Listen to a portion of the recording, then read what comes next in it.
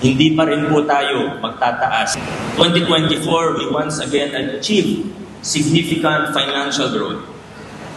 Total operating income po natin nasa 17.2 billion pesos, reflecting a 10.96, almost 11% growth. Sa buong Pilipinas, tayo po ang number 2 LGU pagdating sa ratio of local source revenues to total operating income. Nagawa po natin ito nang hindi tayo nagtataas ng kahit 1% sa mga buwis po sa lokal na pamahalaan.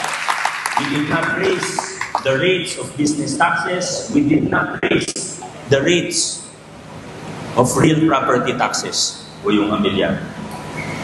And I would like to take this opportunity today to commit once again to the people of Pasig. Hindi pa rin po tayo magtataas ng RPT or business tax.